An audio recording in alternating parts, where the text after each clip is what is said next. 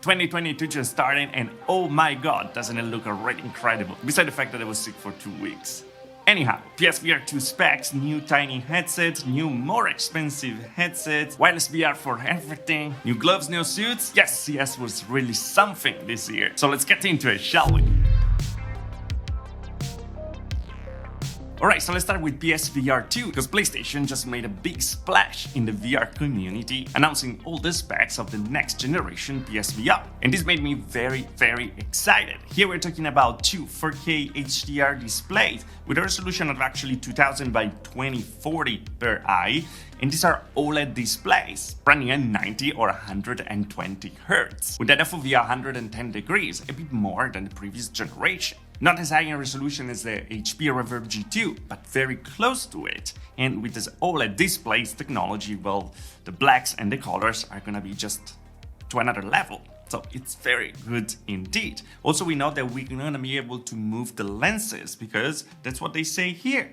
Lens separation adjustable. Now, how is gonna differ from the previous PSVR, where the tracking is gonna be inside out, like the Oculus Quest or the mixed reality headsets. It's gonna have 4 different cameras that are gonna be able to track the headset and at the same time, of course, the controllers that we already saw in previous leaks and previous also confirmation from PlayStation directly. And they're super interesting indeed, because very similar to the one of the Index. Cool thing here though that we have also eye tracking that is gonna be great for additional input, as they say, but also something that they're gonna use for further rendering, to be able to actually cramp the resolution when you need it and have better games in graphics, because they're not gonna be as demanding as rendering everything there's in 110 degrees FOV. And for eye tracking, they're gonna use an IR camera. Oh, by the way, it also has a feedback on the headset that is supposed to help also for motion sickness, and if you get an headshot, well, you're gonna feel it for sure. Now, a lot of people got very mad because this is gonna use a cable, an USB Type-C cable, probably the one on the front of the console. It's not a standalone headset, of course, and it's not wireless at the same time. Actually, we're gonna talk about a possible solution a bit later in this video, but so far is with the cable. Now, why I'm still so excited about this headset, even if it doesn't have the best specs in the world? Well, for one main reason. They actually unveiled a game with it that is kind of a benchmark of what we're gonna expect from PlayStation with PSVR, because we know that they always deliver great content. They already announced that the creators of Horizon Zero Dawn are actually working on Horizon Call of the Mountain. That is gonna be a AAA game based on that world. We always saw so much quality from the PSVR games, and the PSVR was actually the bottleneck there, and also the PS4, by the way, with this power. Right now with this headset and this console, where the bottlenecks are not gonna be there anymore, and they're gonna be able to finally bring great games over there. And I kind of want to see also games from PCVR being ported over there, something like Boneworks or Half-Life Alyx. That would be absolutely amazing, but time will tell. I really bet on PSVR, because that is gonna change the ecosystem of VR completely, even if there's a little cable there for now. Are you excited about PSVR2 as well? Well, let me know down there. But hey, we have to keep going. Another headset announced at CES was actually the XL3 from VR engineers. I actually tried the XL2, and it's a super interesting headset used by the army and stuff for trainings and everything, and it's also super expensive. The one that I tried was like $8,000, and well, this time is $10,000. Now, what's interesting here though? Well, they finally, apparently, fixed completely the distortion that I was talking about and I couldn't actually bear on the previous version. Something that is very important when you're talking about trainings and stuff, where everything has to be absolutely perfect and pristine to actually feel like real.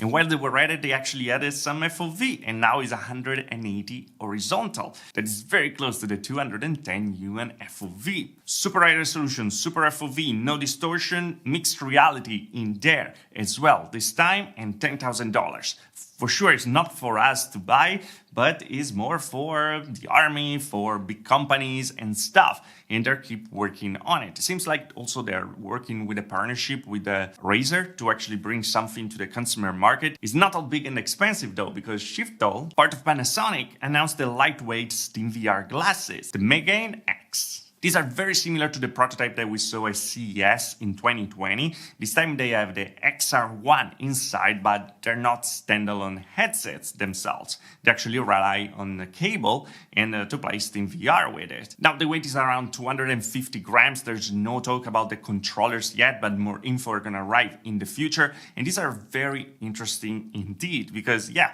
we're really going towards like small VR headsets that are actually nice to wear and not big and bulky stuff.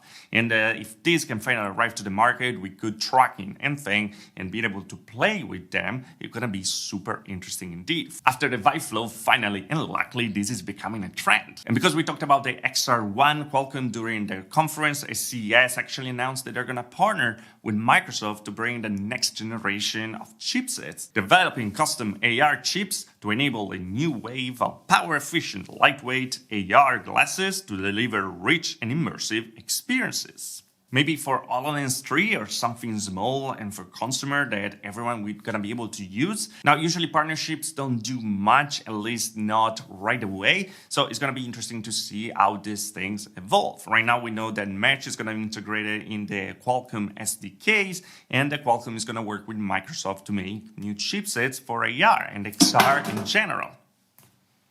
So far, a win-win situation. But hey, of course, it's CES and there are gloves. Always VR gloves. So first of all, we saw Sense Glove. These are very interesting VR gloves with the tracking for also the Quest 2, the Pico Neo 3 and such, with all the feedback for the different fingers. So if you grab something, you can actually feel it and have a certain resistance to it. Now, these are not very interesting for us because they're $5,000 and they keep being that price, but they're evolving and making the software better. So it's great that they were there again. What is very interesting for us is actually from the creator of the tech suit, the Aptics, because they created also a pair of gloves for just $300. Now, apparently there's no tracking in here, but what they do, they actually give you feedback when you use games like for hand tracking. So you have a little motors in the tip of your fingers and you're gonna be able to feel when you touch. Something like this was actually missing from the market. Is it good that it's actually arriving or not? Well, let me know in the comment below, but so far it's an addition because with those gloves, we're gonna probably be also able to use the controllers at the same time. We're gonna see. At least they're cheap. Now, one of the most interesting things there was the OWASP suit. Now, the particular thing over there is that you don't have a feedback with like things that vibrates and stuff, but it's actually electrodes. So what happens is that your muscles actually contract when they want to give that feedback to it. Imagine they shoot you and the muscle just contract on it. The thing is like you can actually feel a bit pain apparently with the suit, and that makes it super interesting and super scary at the same time. You are the judge of that. I think that is fascinating, scary, and also very interesting. So yeah.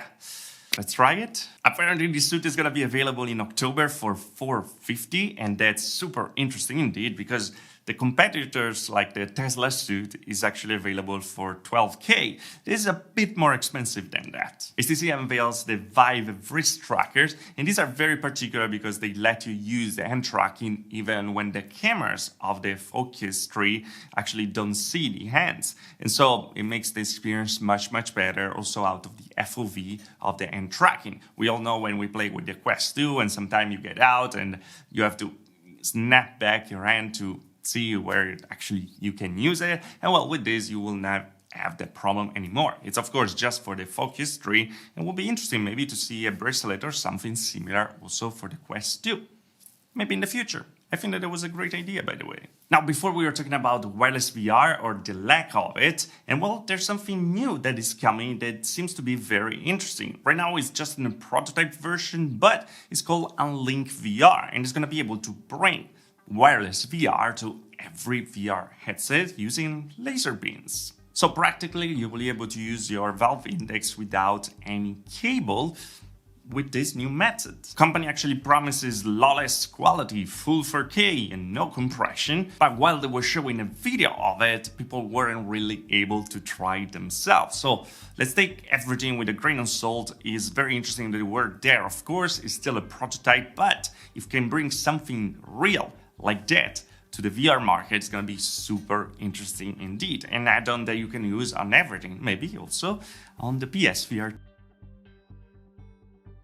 There were a ton of more stuff announced, but I think these were the most interesting for the VR ecosystem because, yeah, there were also many smart glasses and stuff, but yeah, this was like nuts. Are you really interested in the PSVR2, or do you prefer like these lightweight headsets, or do you prefer like these super expensive and heavy headsets out there? Well, let me know in the comment below. And this is a great start for 2022. For here, well, things are gonna get very interesting. This year we're gonna hear probably also from Apple, from their next XR headset. So yeah, it's becoming a real thing, so be ready for it, because yeah, that one, then Project Cambria, then PSVR2, whew, it's gonna be busy. But hey, let me know what you think about it in the comment below, and as always, if you liked the video, like, if you didn't like the video, dislike, subscribe to the channel for more VR tech. If you really love the channel, the join button down there, little and further. Also the patrons, thanks to the patron who joined the channel, of course, and yeah, see you guys in the next video. Thanks for watching.